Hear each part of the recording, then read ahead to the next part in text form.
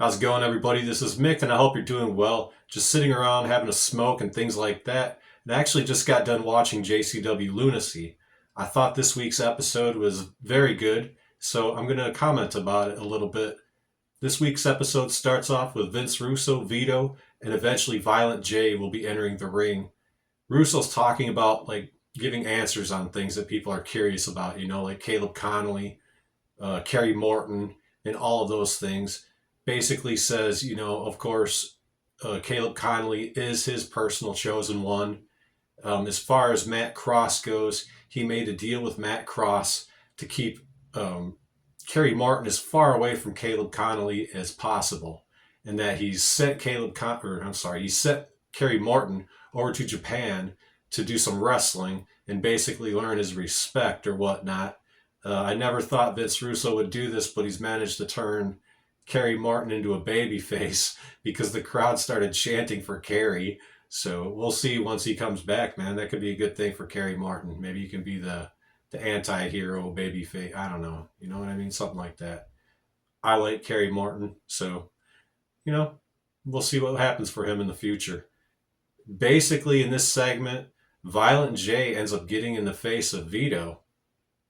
They're about ready to square off in the ring there, but Russo gets right in between them, which pisses Vito off. But I'll also add that this entire time, Vito's just had like a really stern look on his face, like he's pissed off. You can cut the animosity with a knife, as they say. And finally, Vito just snaps and he grabs Russo and he throws him to the mat and he gets right on top of him, basically, and he calls him a piece of shit and all of these things, And yeah, so then he and Violent J are kind of squaring off in the ring. Mickie, Knuckles, and PCO come out. Knuckles gives him a nut shot from behind, and they kind of just start pounding on Violent J a little bit. And then eventually Too Tough Tony and Willie Mack will come out and help Violent J out a little bit. So good way to start the show off. Pretty exciting. We got some questions answered and all of those things. So onward and upward. We're going to start off with match number 1. This will be the three-way dance, the number 1 contender tag team match. This is Too Tough Tony and Willie Mack versus Steve, Flowe, and Cokane versus the Outbreak. The match starts and the Outbreak immediately just charge after Steve, Flowe, and Cokane, and they knock them onto the outside of the ring. So this will leave Willie Mack and Too Tough Tony in the ring with the Outbreak, and they just start brawling, basically. And then the match will settle down a little bit and get just 2 men in the ring, which is Too Tough Tony and I forget which member of the Outbreak. I'm sorry.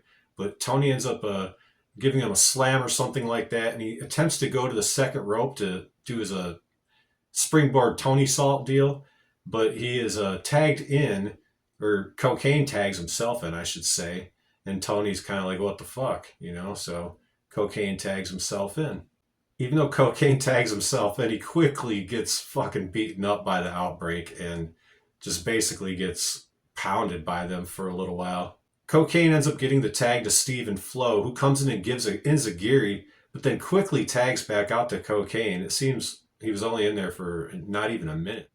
Cokane nails this pretty decent top rope moonsault to inverted DDT choke slam combination, which I thought was pretty cool. And then he ends up tagging Too Tough Tony back in. Tony ends up running wild on both Jackson and Abel for a minute. He gives a good body slam city to one of them, and then he ends up doing the Tony Salt for a 2 count. So Cokane is kind of going at it with Too Tough Tony and Willie Mack and whatnot, and Steve Flowe tags himself in, unbeknownst to Cokane, and Steve Flowe climbs on the top rope, but gets kind of shoved, Cokane gets shoved into him, and Flowe gets nutted on the top rope. He ends up getting his bearings back. He stands up on the top rope and tries a dive, but ends up getting stunnered by Willie Mack instead. This will allow Tony to set up for the meteorite, gets his flaming fist ready, nails Steve Flowe in the head. 1, 2, 3. Number 1 contenders are Too Tough Tony and Willie Mack. This was a great opening match tonight. Almost immediately after the match, Shane Mercer comes out and just starts pounding the shit out of Steve Flowe. And this will end with kind of Steve Flowe leaving the ring without Cokane. We're going to go to a backstage segment now where we see Big Alice Crowley, coming into Vince Russo's office, basically humbling herself saying she's sorry for doing what she did, trying to get ahead the way that she tried to get ahead. Vince Russo said, hey, man, I know what it's like. I get it. He accepts her apology, actually, and is the bigger man about it, and that's where they leave it. So Vince Russo doing the right thing, it seems. This will lead to match number 2, the women's #1 contender match, J-Rod versus Big Al, Alice Crowley. I will say the first part of this match is basically all J-Rod. She's basically showcasing everything she's got, man. She's just pounding the shit out of Alice, performing power move after power move. Big Al tries to fight out, seemingly does a couple of times, but then just gets thwarted right away. And J-Rod just gets right back on top, basically. J-Rod is showing her power in this match over, Big Al has the power, yes, but more quickness, I would say, than J-Rod, at least in this match anyway. Big Al ends up making a pretty good comeback on J-Rod and hits a nice Saito suplex for a 2 count. Big Al is about to do something else to J-Rod, but then in the background you see this girl running down the ramp, and it ends up it's the ring girl from before the match that was holding the sign, and she whacks Big Al right in the back with this sign. Turns out that it's a metal sheet or something like that, and J-Rod is pals with this girl. We find out her name later on, but I forget, I'm sorry. You guys can find out easily enough. They do a backstage little segment where they introduce her and things like that. So match is called off basically, and I would say that Big Al and J-Rod maybe still have some things to settle, although I don't know, maybe they're done with their little feud now. Backstage, we're going to go to a segment where Vince Russo is talking to Caleb Conley when all of a sudden Matt Cross walks in and starts asking about Kerry Morton and what he's going to do since Morton's off in Japan now. And Vince basically quickly gets rid of him and says, man, I'll deal with you when I got time to deal with you. So then in comes Steve and Flowe storming in there, demanding a match with Shane Mercer. I guess Vince kind of likes the gumption, for lack of a better word, of Steve and Flowe. Says, I'll see what I can do. We'll see about getting that match for you. Match number 3 of the night is for the American Championship. Mecha Wolf versus the Neon Ninja Facade. And this match started off really good, man. Some back and forth grappling, mat wrestling, just quick reversals, back and forth. I love that kind of wrestling to start off matches. Eventually, Mecha Wolf gets to the outside of the ring, and Facade goes to do something, like he runs the ropes and is going to do like a dive to him or something. But Mecha Wolf gets up onto the apron, dives through the second rope, and does a really nice spear to him. I like when Mecha Wolf does that. Almost immediately after that, Mecha Wolf throws Facade to the outside of the ring, and he's kind of backed up against the guardrail. Mecha Wolf will then run the ropes and do a really cool dive onto Facade, who gets like pushed right into the fucking guardrail, basically, and the guardrail almost collapses. They hit it so hard. Back into the ring, we have some nice back and forth action. Facade eventually gets 2 springboard kicks. One of them ends up hitting Mecha Wolf enough to knock him to the outside of the ring, and then Facade gets up onto the turnbuckle and does a really nice dive off the turnbuckle onto Mecha Wolf on the outside of the ring. Once back in the ring, Facade does that deal where he walks that top rope, and then he'll do that running springboard like flying karate kick, and he got a 2 count on it from Mecha Wolf. Mecha Wolf rolls to the outside of the ring, and he almost lures Facade into coming near the ropes, because Mecha Wolf will then jump up, go through that second rope, and do a really nice tornado DDT for a 2 count. A little bit more back and forth there, and Facade ends up doing this move called the Hyper Crush for a 2 count. Mecha Wolf ends up taking his knee pad down to expose the bone, bare knee, and he ends up doing a really nice running knee to his head for a 2 count. This match will end with a nice series of roll-ups and reversals by both guys. We'll see Facade get a good handful of tights to secure his victory and retain his championship. Very good match, all things considered. Next matchup is Steve and Flowe versus Shane Mercer. Match starts off and Mercer just pounds the shit out of him for a good while and just basically unloads on him.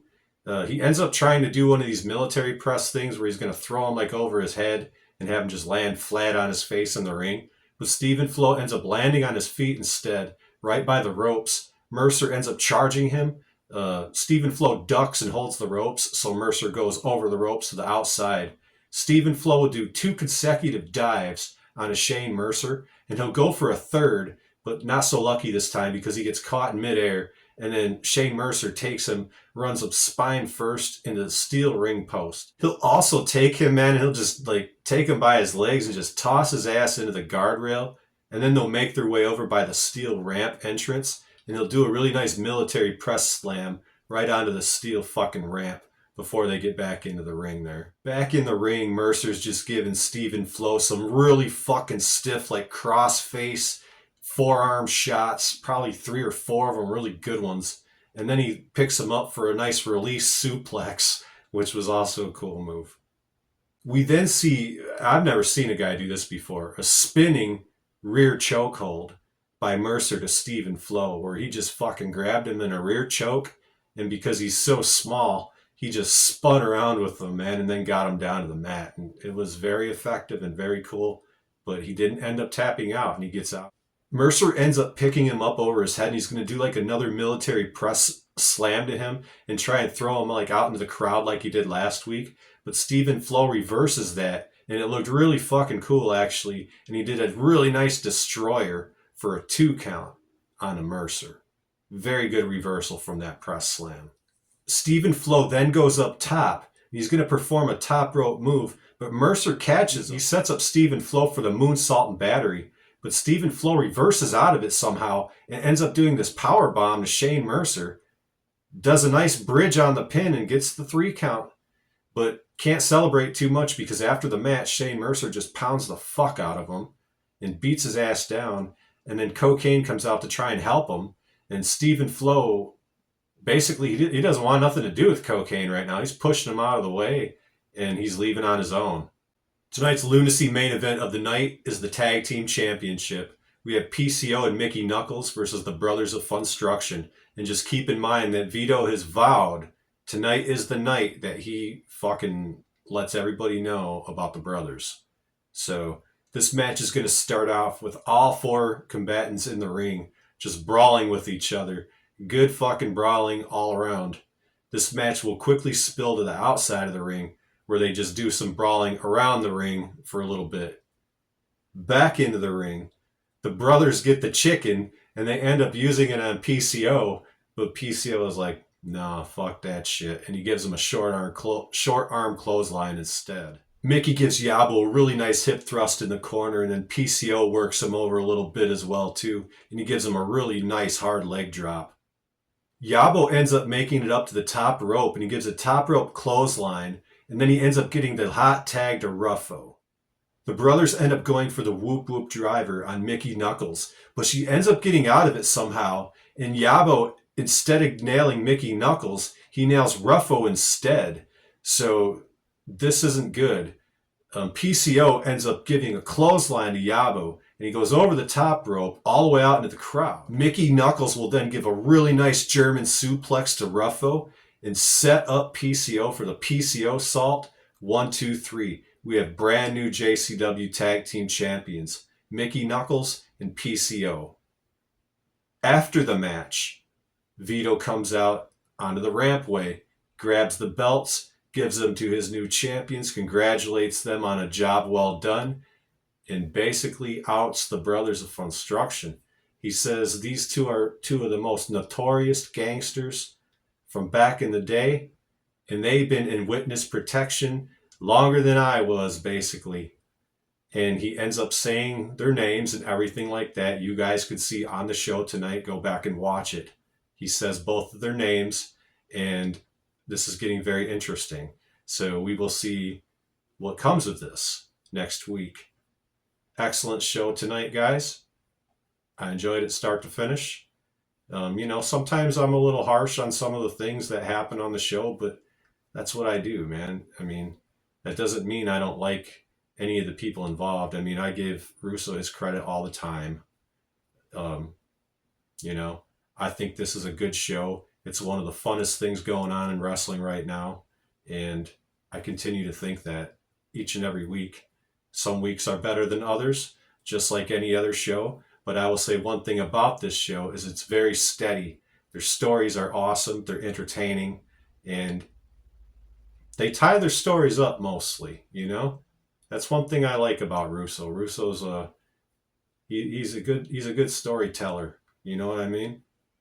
And I think they have a really good core group of people there, and some of the newer people they're bringing in, are interesting to see as well. So I think I talked enough about this tonight, and I thank you guys for watching my show.